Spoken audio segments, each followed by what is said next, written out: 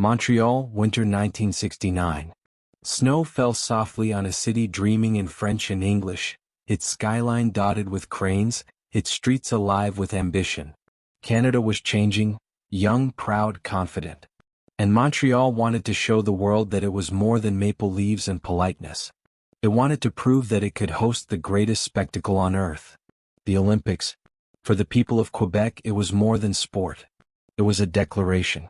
A declaration that French-speaking Canada could stand tall beside Paris, London, and Tokyo. That it could rise from centuries of being the other, and claim the world's attention with brilliance and grace. In that spirit of pride, the mayor of Montreal, Jean Drapeau, announced his vision. The Olympics will cost no more than $310 million, and not a single taxpayer will pay a cent. The crowd applauded. The press wrote in gold letters. No one could see the storm behind the smile. Drapeau was a dreamer, a man of vision and vanity in equal measure. He had already transformed Montreal with Expo 67, a futuristic world fair that dazzled millions. Now he wanted something even greater, something eternal. He wanted to build a stadium that would make the Roman Colosseum look modest. A tower that would lean like a sculpture. A monument to Canada's future. And so, in 1970, Montreal was officially awarded the XXI Olympiad. Fireworks erupted over the St. Lawrence River. Bands played, people cheered, and the newspapers called it the dawn of a new era. But dawn is deceptive. It hides the darkness waiting underneath. At first, the city moved with energy. Architects debated bold designs. Engineers drew impossible curves. The chosen visionary was Roger Taillibert, a French architect known for sculptural, organic forms. His concept, a retractable roof supported by a 175-meter inclined tower, something no one had ever built. To the politicians it was genius. To the builders it was madness. Construction began in 1973 on frozen ground. Workers battled the elements, machines froze, steel warped, costs crept higher. But Drapeau dismissed the warnings. He spoke of destiny, of progress, of beauty. When journalists questioned the budget, he smiled and said, "The Olympics can no more have a deficit than a man can have a baby." The quote would become infamous. Behind the rhetoric, cracks appeared, not in concrete but in trust. Suppliers demanded more money. Unions struck for better pay. Every month, deadlines slipped, and with them millions of dollars vanished into bureaucracy and blame. Still the mayor pressed on. He wanted the games to be perfect, the stadium gleaming, the city reborn. To him, perfection was worth any price. By 1975, the price had already tripled. And the stadium, that magnificent tower of dreams, was still unfinished. Winter returned, cruel and heavy. Snow filled the half-built structure, and workers huddled in cold silence, wondering if the roof would ever rise. The International Olympic Committee grew nervous. The world was watching. Montreal had promised a show. Instead, it had delivered a construction site. Then, with barely a year to go, Drapeau doubled down. He summoned crews day and night. He brought in more equipment, more workers, more promises. The city became a factory of panic. Local newspapers began to turn. Headlines read, "A dream turning to debt." Cartoonists drew Drapeau juggling gold coins while the stadium collapsed behind him. But pride is louder than reason. Drapeau insisted, "The Olympics will open on time." He was right. They would. But the cost of that triumph would haunt Montreal for decades. By spring 1976, the streets buzzed with contradiction, excitement and exhaustion, hope and anger. Trucks roared through the city carrying steel beams and banners. Workers painted walls as cameras tested their lenses. The smell of fresh asphalt mixed with the echo of protest chants. Ordinary Montrealers began to ask questions they hadn't before. Why were taxes rising? Why were schools short on funds? Why did no one know how much this dream actually cost? In cafes and living rooms, whispers turned into laughter, laughter into resentment. They called the stadium the Big O, for its shape, for Olympic. Soon they began calling it the Big O. As July 1976 approached, the city held its breath. The stadium still lacked its roof. Equipment failed, payments stalled, deadlines vanished. Then, somehow, miraculously, it happened. On July 17, 1976, the Olympic flame was lit in Montreal. Drums rolled, fireworks burst, and for a moment the world forgot the chaos behind the curtain. Athletes marched in perfect formation, flags waved under a bright summer sky. The tower loomed half-finished, its cables dangling like veins. But no one wanted to see imperfection.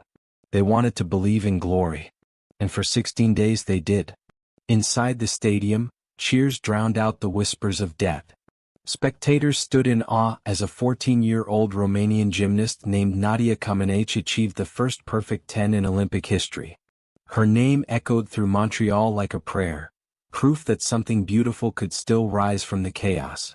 Yet even as the crowds roared, accountants worked late in dark offices, staring at numbers that no longer made sense. Every event, every medal, every moment of wonder was paid for with borrowed money. By the time the flame was extinguished, Montreal owed more than any city in Olympic history.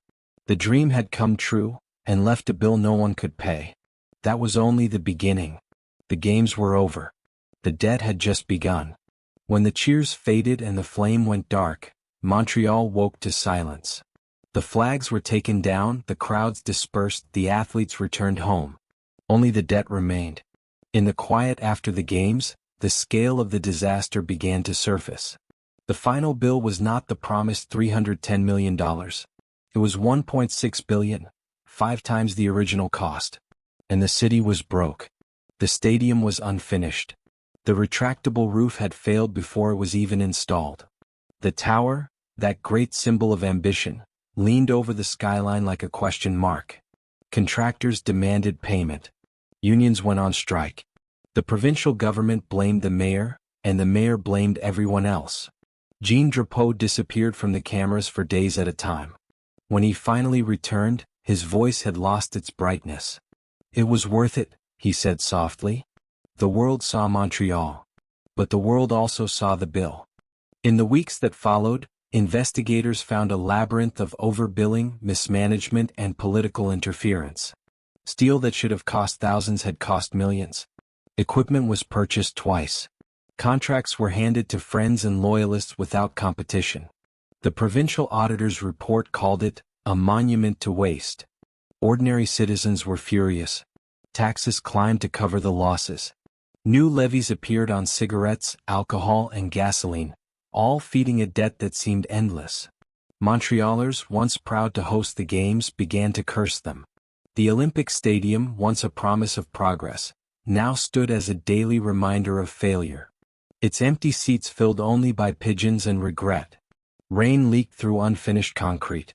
The roof, when finally built years later, tore again and again until it had to be dismantled completely. What had begun as a monument to the future became a mausoleum for a dream. By 1977, the numbers were so large they barely made sense. Each month the city owed more. Interest grew faster than payment. Entire generations would be born, grow old, and die before the debt would be cleared. Economists warned that Montreal's finances would never recover. The city's credit rating collapsed. Businesses fled to Toronto. The Olympic Games had not only bankrupted Montreal, they had shifted the balance of Canada itself. The story of Montreal 1976 became a warning whispered in every Olympic Committee meeting after it. Cities that once fought to host the Games now hesitated. The myth of Olympic glory had cracked. In Canada it was more than economics. It was humiliation. The world had come, seen the spectacle, and left behind a crater of debt. But beneath the anger and the politics, something deeper stirred, the quiet pain of the workers who had built it. Men who had poured concrete through freezing nights, believing in a vision that betrayed them. Families who had watched their taxes rise while officials dined at banquets. Mothers who told their children, "You'll still be paying for this when I'm gone." They were right. It would take 30 years for the debt to die. 30 years to erase the numbers written in the name of pride. Yet even then not everything was lost. In the midst of ruin, beauty had bloomed. The games themselves had moments that no money could measure. Comaneci's perfect tens, Bruce Jenner's decathlon triumph, the unity of nations during a fragile Cold War peace. For 2 weeks, humanity had glimpsed perfection. And maybe, just maybe, that glimpse was worth the price. Or at least that's what those who believed in dreams still said. Years passed. The stadium decayed. Political careers ended, scandals cooled, and memories faded. But the debt remained, like a ghost chained to the city's heart. Every citizen carried a piece of it, in their taxes, in their cynicism, in their sighs when they passed the looming tower. The Olympic dream had become a cautionary tale. In the 1980s, efforts were made to revive the stadium. It hosted baseball, football, concerts, anything that might justify its cost. But maintenance swallowed every dollar it earned. Repairs, accidents, lawsuits, it was endless. Locals joked that it was the only place in Canada where it rains indoors. The nickname stuck. By the 1990s, Montreal's skyline had changed. The Olympic Stadium stood like an artifact from another age, colossal, beautiful, and broken. It had become a monument not to victory, but to the dangers of ambition without restraint. The debt, however, still lived on paper, creeping through the decades like ivy through stone. Not until 2006, 30 long years after the Games, did Montreal finally make the last payment. When the announcement came, it wasn't with fireworks or cheers. It was a quiet press release. A line in the newspaper. A sigh of relief 3 decades late. But numbers can't measure everything. The real cost of Montreal 1976 was not written in dollars. It was written in trust, in pride, in the way a nation saw itself. For Canada, the Olympics had been a chance to show strength. Instead, it revealed vulnerability, the limits of optimism and the price of dreams too grand to afford. And yet, perhaps that's what makes Montreal 1976 unforgettable. Not its failure, but its humanity. The stubborn belief that something beautiful could rise, no matter the cost. The same spirit that builds cathedrals and conquers mountains. The same flaw, and the same glory, that defines every great endeavor. The stadium still stands today. Its concrete bones have outlived the men who built it. Tourists visit not for what it represents but for what it teaches. That even the brightest dreams cast long shadows. By the dawn of the 1980s, the stadium on Peneuf Boulevard had already become a symbol. From the freeway, it looked magnificent, that slanted tower against the gray Montreal sky, its concrete shell gleaming after rain. But inside, the echo of emptiness was deafening. Wind whistled through corridors built for glory and now haunted by silence. Every month the bills arrived. Interest on loans taken to finish the Games. Fees for maintenance, for insurance, for keeping the lights on in a place that had already gone dark. Each payment felt like throwing coins into an endless pit. People started joking about it in cafes. The Olympics are over, but they still run every month, straight through our wallets. Humor was a shield. Behind the laughter, frustration hardened into fatigue. For some Montrealers, the stadium was not a monument, it was a wound. Yet life went on. Children who had been too young to remember the Games grew up hearing the story as legend. The beautiful disaster, the big O, the folly of a mayor who promised perfection. At school, teachers spoke of it not as history but as warning. And outside the classrooms, the tower kept leaning. In winter, snow piled on the roof until it cracked. In spring, rain poured through seams and seams were patched again. Every repair spawned another cost. Every fix demanded another loan. By mid-decade, Montreal's city budget devoted a full tenth of its revenue to Olympic debt service. Roads crumbled. Public transport aged. Young families moved west to Toronto, to Calgary, anywhere that didn't carry the same burden. Montreal had once dreamed of leading the country. Now it was learning to survive it. The 1980s were cruel to the Olympic legacy itself. Television brought stories of boycotts, doping, corruption. Cities everywhere were calculating whether they could afford the Games at all. When Los Angeles hosted in 1984 and actually made money, commentators whispered. They learned from Montreal. But the lesson in Montreal was harsher. It wasn't just about budgets. It was about pride, how it blinds, how it binds, how it endures long after the applause ends. In the neighborhoods surrounding the stadium, daily life shrank. Shops closed. Houses fell into neglect. People said the area had caught the same sickness as the structure itself. A slow wasting, a gray fatigue. But even there, small acts of resilience appeared. Community leagues played in the shadow of the tower. Street artists painted the concrete walls with color and hope. The stadium had failed as a temple, but it could still be a gathering place. When Jean Drapeau left office in 1986, he carried with him both admiration and resentment. For many, he remained the man who gave Montreal its moment on the world stage.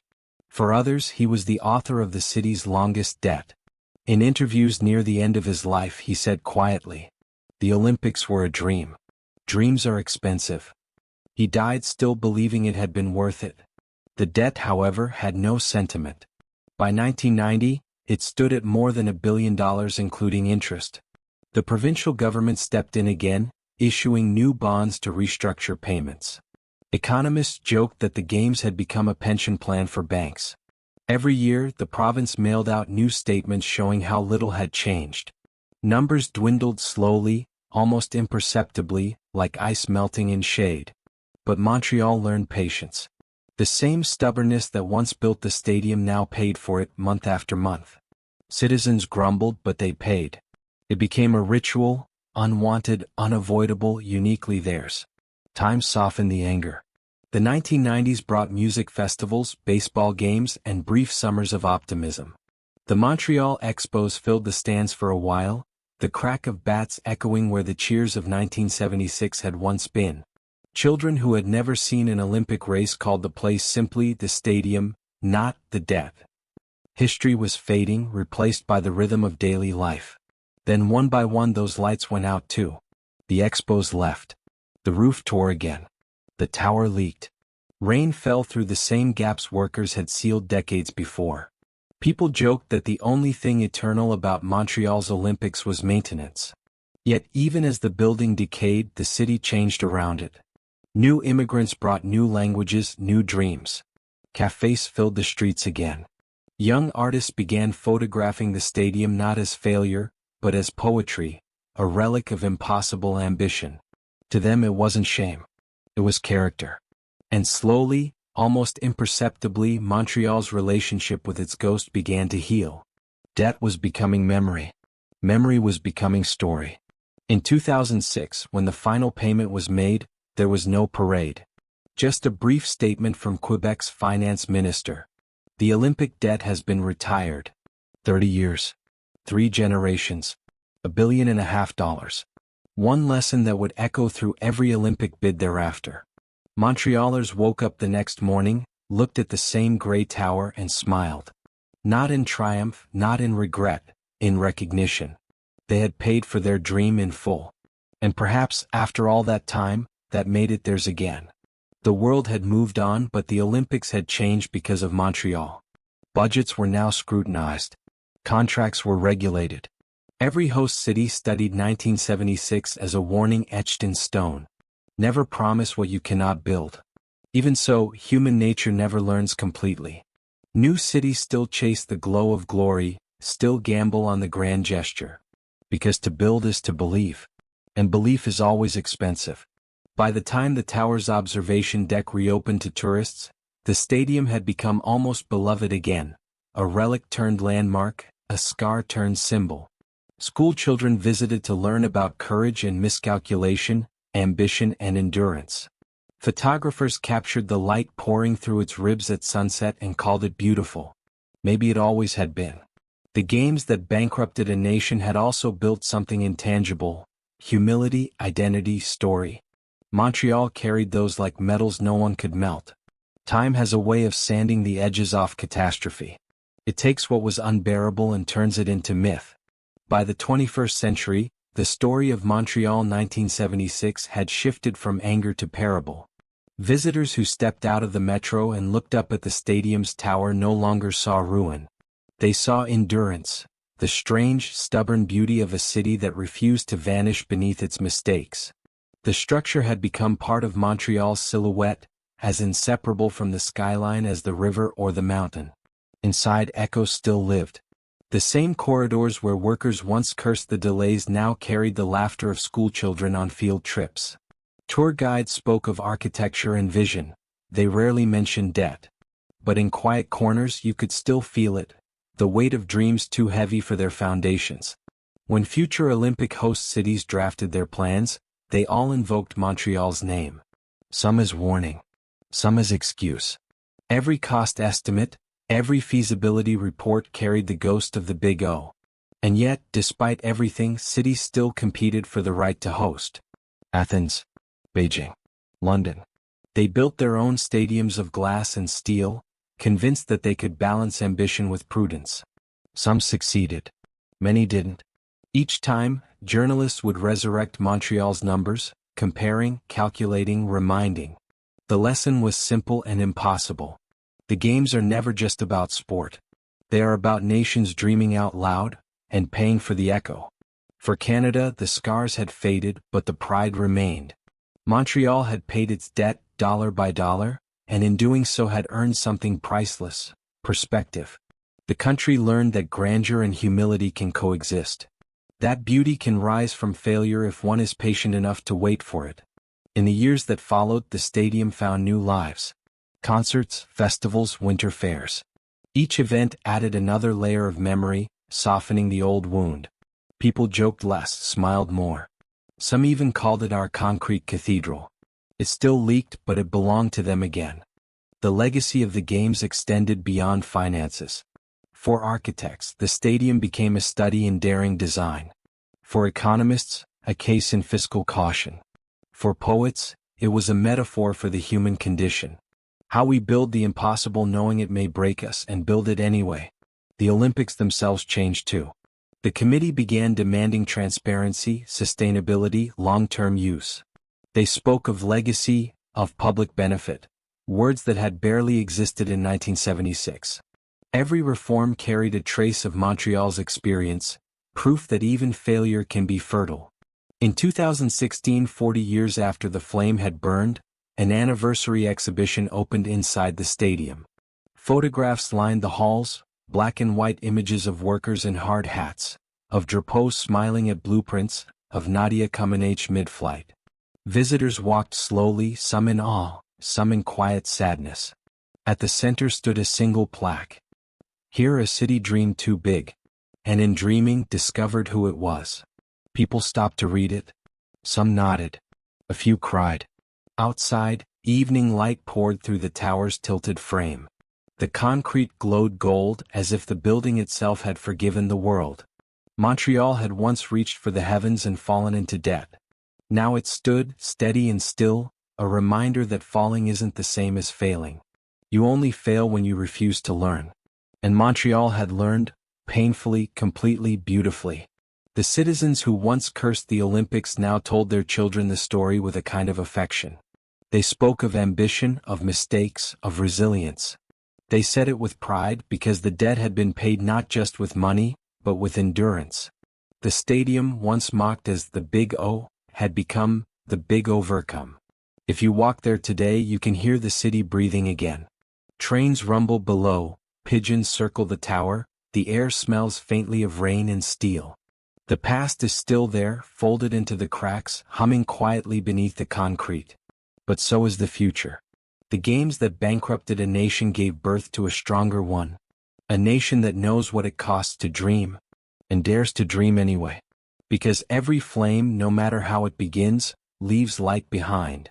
And sometimes that light is worth every shadow it casts. Every generation inherits the echoes of the one before it. For Montreal, those echoes came not in the sound of applause, but in the quiet hum of payment machines, in the signatures at the bottom of tax forms, in the slow rebuilding of faith. For years, the Olympic Stadium stood half-loved, half-resented. It was a monument without celebration, a cathedral of what-ifs. Yet with each passing decade, the story changed shape, as stories do when they are told by those who survived them. What began as a cautionary tale was turning into a parable of endurance. In the cafés of the plateau, old men who had once cursed Mayor Drapeau now spoke of him with reluctant admiration. He was mad, they would say, but he made us look at ourselves. They remembered the light in the city during those 2 weeks of 1976. The parades, the crowds, the feeling that the world had come to see them. For a moment, Montreal had been the center of the earth. And maybe, just maybe, that was worth something after all. Children born long after the games grew up visiting the stadium as a curiosity, a place for school trips, concerts, baseball games, science fairs. They saw it not as a scar but as part of the city's skin. To them, its strange tilted tower and its stubborn bulk weren't symbols of failure. They were just Montreal, proud, imperfect, alive. In time, the city stopped apologizing for it. What had once been a mistake became an identity. Architects from around the world came to study its curves, its flaws, its defiant beauty. Students of design called it brutalist poetry. They said it captured something eternal about the human urge to reach higher than reason allows. One of them wrote in a notebook, "It looks like it's still trying to finish itself." And maybe it was. By the 2010s, global headlines about Olympic overruns, Athens, Rio, Sochi, returned Montreal's name to the news. This time it wasn't mockery. It was precedent. The city that had once been a warning had become wisdom. When Tokyo planned its games, when Los Angeles drew its budgets, Montreal was the ghost at every meeting table. Its story whispered from the past, "Be careful or you'll build what you can't afford to love." But there was another whisper too, softer, almost hopeful. Dare anyway. Because in the end, all progress begins as risk. Every bridge, every rocket, every piece of art was once someone's folly. And maybe, somewhere deep inside, that was what Drapeau understood. He had not built the stadium for himself. He had built it because he believed that beauty could outlast embarrassment. Standing before the tower today, it's hard not to feel that he was right in some small tragic way. The city changed. The debt faded. But the tower still reaches upward, against logic, against time. And when the evening light hits it just right, it looks like a frozen flame. Inside there are exhibitions now, panels describing how steel warped in winter, how workers struck, how the budget ballooned. There are photos of the opening ceremony, the flags, the smiles, the fireworks. No one hides the contradictions anymore. The disaster has become heritage. One plaque reads, "Perfection is not built in a day. Sometimes it is not built at all. But still we try." People stop to take pictures of that one. Montreal learned what all dreamers learn, that creation and ruin are twins. Every masterpiece flirts with failure. Every vision demands a price. And though the city paid more than it ever expected, it emerged richer in a way that no ledger could record. Because in the long arc of history, even mistakes can shine. Today, when the lights of the stadium come on for a concert or a soccer match, there is a hush, a heartbeat. The building breathes again, not as a burden but as memory, proof that a city once dared too much and survived it. For a moment, under that vast dome, you can almost hear the crowd of 1976, roaring for a future they couldn't yet see. And maybe that's what remains after all debts are paid, the sound of believing still echoing in the concrete. Montreal's story is not a story of failure. It's a story of human proportion, of how far we'll go to touch something eternal, and how we find grace when we fall short. The stadium still stands. The dream still breathes. And the city, older and wiser, carries both with pride. Because the games that bankrupted a nation built something far greater than wealth. They built a memory that refuses to die. There is a silence that lives in great structures when the crowds are gone. It is not emptiness. It is memory. The Olympic Stadium of Montreal holds that kind of silence. A silence heavy with the weight of voices, with the ghost of applause, with the hum of ambition that once filled its concrete lungs. If you stand in the center of the field and close your eyes, you can still feel it. The echo of the drums from the opening ceremony. The rhythm of footsteps from athletes long gone. The whisper of rain slipping through cracks in the roof, the old, stubborn roof that never quite behaved. It feels alive not because of perfection but because of persistence. For the people who lived through 1976, the story never really ended. It grew quieter, yes, but it remained, in the conversations of parents warning their children about promises too grand, in the lectures of economists using it as case study, in the knowing look between builders who remembered the long, cold nights. And yet, when those same people passed the stadium years later, many of them smiled. Time had turned bitterness into nostalgia. They had paid for the dream, and by paying they had earned the right to love it again. Montreal had become something unique, a city that survived its own miracle. There is a strange grace in imperfection. Perhaps that is why, decades later, people still come to see the stadium. Not because it succeeded, but because it didn't, not entirely. It stands as proof that failure does not erase beauty. It only makes it human. Artists painted at sunrise, the tower glowing gold against the mist. Photographers wait for the exact moment when light slips between the ribs of concrete. In those moments, the building doesn't look broken. It looks eternal. The very flaw that once shamed Montreal has become its soul. In classrooms across Canada, teachers tell the story as lesson and inspiration. They say, "Dream big but learn from those who dream too big." Then they add quietly, "And if you fall, fall beautifully." Children listen, eyes wide, imagining the fireworks of 1976, the triumphs of athletes, the drama of construction, the pride of a city that dared. They learn that history is not just about victory, it's about endurance. And that sometimes, the price of greatness is living with its consequences. When the debt was finally gone, the papers called it a closure. But it wasn't. Nothing truly ends when it becomes part of who you are.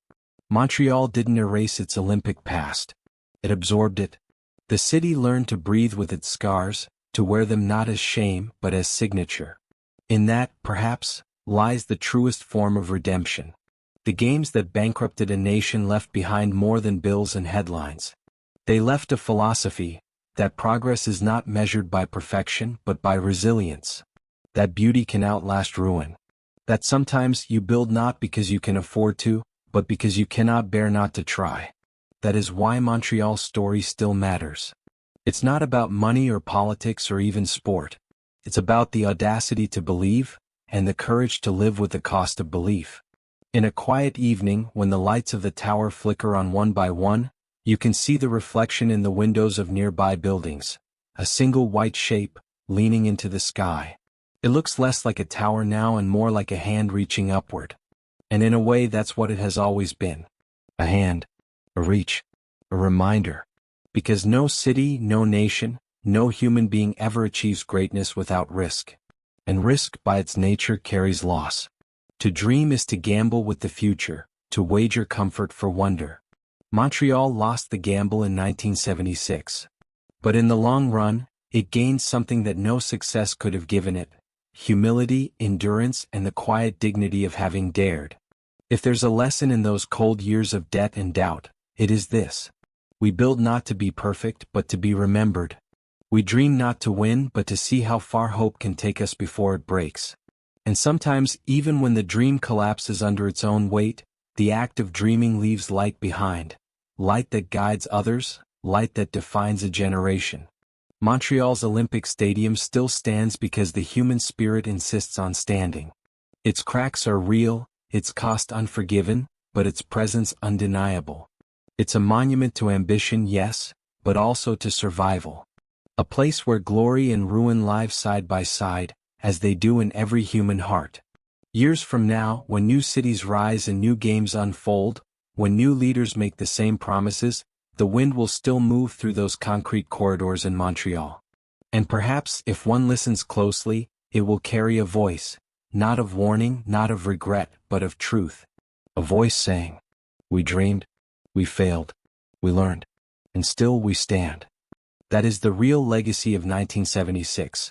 Not the debt, not the disaster, but the light that remains. History, like architecture, has layers. And beneath the concrete layers of Montreal's Olympic Stadium lies something deeper than numbers. A story about what it means to reach beyond reason and to live with the consequences. In the end, Montreal's debt was not a tragedy, it was a revelation. It revealed the true cost of glory, not measured in dollars but in decades of reckoning. Every city that followed learned from it, every generation of planners and dreamers traced its silhouette and whispered, "Let's not make the same mistake." And yet they always do.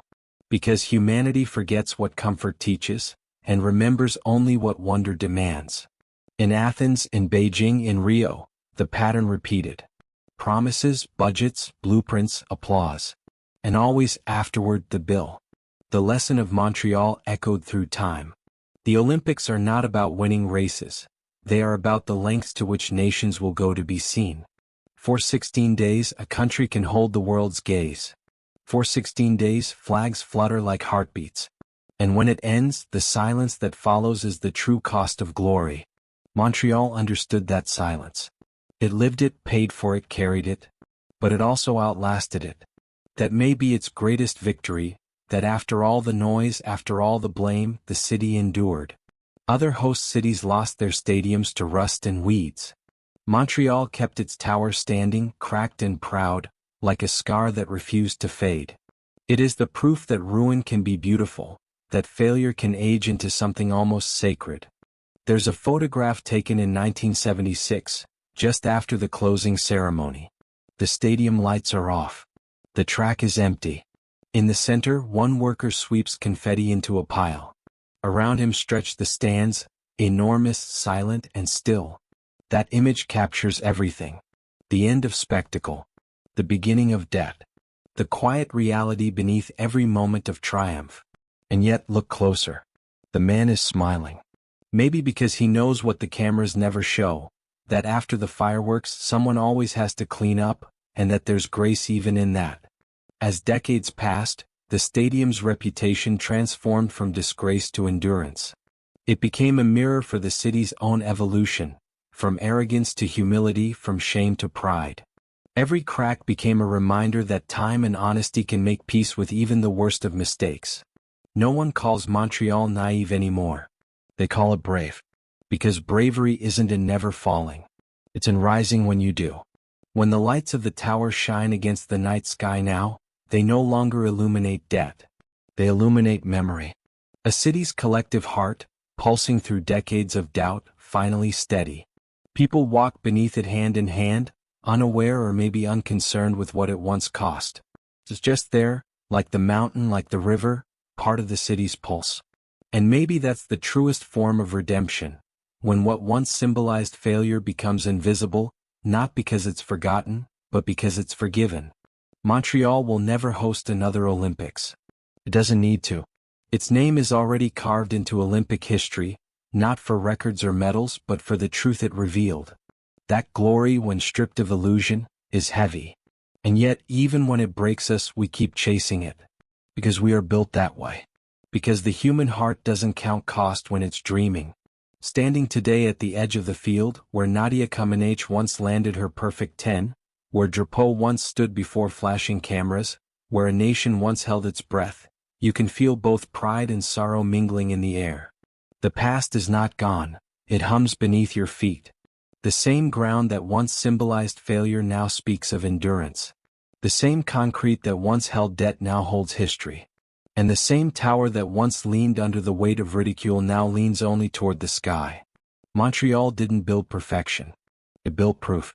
Proof that dreams can bankrupt a city, and still somehow enrich its soul. If one day the stadium falls, as all things eventually do, it will not be remembered as the project that ruined a city. It will be remembered as the monument that taught the world what dreams are truly worth. Not in money, not in time, but in courage. Because even when the numbers fade, even when the concrete cracks and the stories turn to dust, one truth will remain. That there was once a city in the north that looked at the world and said, "We can do this." And though it nearly broke them, they did. The last light of the day falls slow over Montreal. It spills down the sides of the Olympic Tower, turning gray concrete gold. From the street, the structure looks eternal, but up close you can see the scars. The hairline fractures, the seams where the roof was mended again and again. Every scar is a sentence in the city's long confession. We dreamed too hard, we paid too much, and we lived to tell it. The plaza is almost empty now. A few children run across the wide open space, their laughter bouncing off the stone. They don't know the numbers, the interest rates, the speeches. They only know that the tower points upward and that it's theirs. In their eyes, it's not a mistake. It's a landmark. Somewhere inside, an old janitor switches off the last row of lights and locks the doors. He's worked here for 40 years, long enough to remember when the roof first leaked, when the Expos played, when the debt finally died. He doesn't think of it as failure. He thinks of it as home. The story of Montreal 1976 is more than history now. It has become part of the city's language. Taxi drivers mention it to tourists, Professors lecture about it, artists sketch it, singers write about it. It lives not in shame, but in rhythm, the same rhythm that runs through every human effort that goes too far and somehow survives. It's easy to call it a disaster. Harder to see what it gave back. Because even in ruin, Montreal never stopped believing that something beautiful could come from trying. And maybe that belief, foolish, stubborn, necessary, is the thing that keeps cities alive. The Olympics moved on. They went to Moscow, Los Angeles, Seoul, Sydney, London. Each time, cities promised efficiency, legacy, control. Each time, they discovered the same truth Montreal had written in concrete. That greatness never comes cheap, and that the only guarantee of glory is its price. But Montreal also left a quieter inheritance, a model for endurance. When other stadiums were abandoned, Montreal still stood. When cynicism turned other cities inward, Montreal kept looking outward.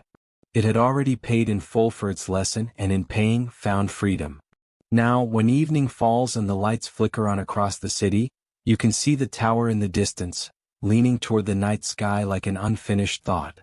The stars gather above it, small, bright, countless. And for a second you can almost believe that the dream never really ended. It just grew quieter, deeper, older. The games that bankrupted a nation did not destroy Montreal. They revealed it, proud, flawed, human, beautiful. They stripped away the illusion of perfection and left something truer behind. A city that knows exactly what it costs to hope. There is a line carved in stone near the entrance now. Most people pass it without reading, but those who stop see the words. We built more than we could afford. But we built it anyway. And that is the essence of being human. To build what we can't afford. To dream what we can't control. To rise even when the fall is certain. That's what Montreal did in 1976. That's what every generation does in its own way.